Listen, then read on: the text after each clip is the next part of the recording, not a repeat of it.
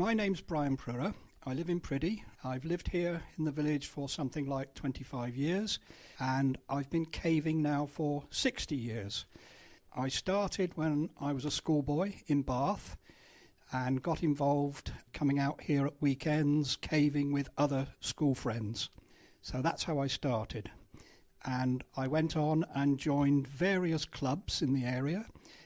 There were two major clubs then. One's called the Wessex Cave Club and the other's called the Bristol Exploration Club. And I joined both in about 1953-54. And I'm still a member of the Wessex Cave Club. And I also belong to a cave in Yorkshire called the Craven Pothole Club.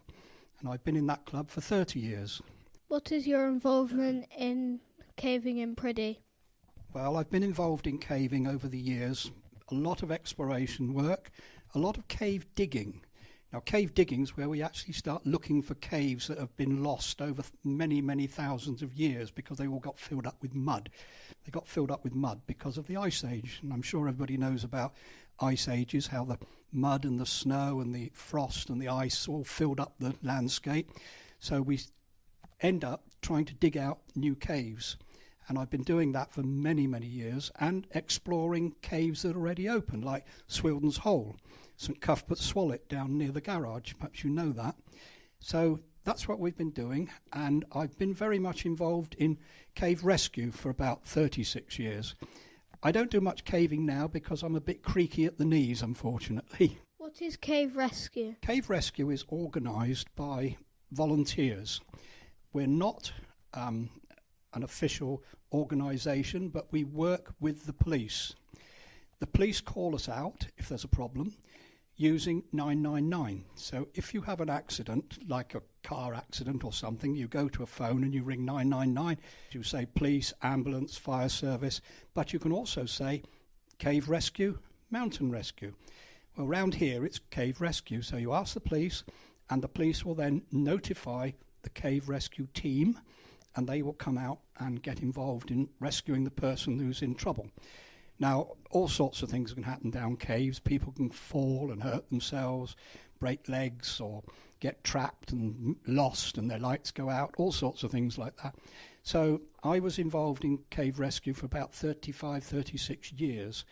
Many, many rescues. We used to have about 8 to 10 rescues a year, but things have got better because people have got better equipment now, so there's not quite so many rescues. What are your most memorable moments? Well, I suppose there's two sides to that. One is the good side and one is perhaps not the good side. Some rescues did have a lot of problems, so people who got severely injured obviously took a long time to get out the cave, and my recollection of some of them as being we were underground for 12 hours or more trying to get somebody out. That's not a very nice situation. But on the other hand, I was involved in exploration of a cave in Priddy called St Cuthbert's Swallet, and we made an outstanding discovery with some superb stalactites and stalagmites, and that was really spectacular. I was also involved in the discovery of caves in Fairy Cave Quarry, which is not far from here, a little village called Oak Hill.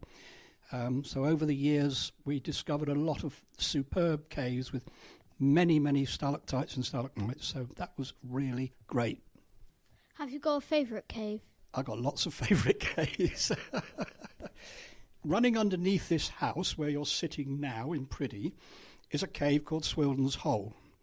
Now, many people will have heard it.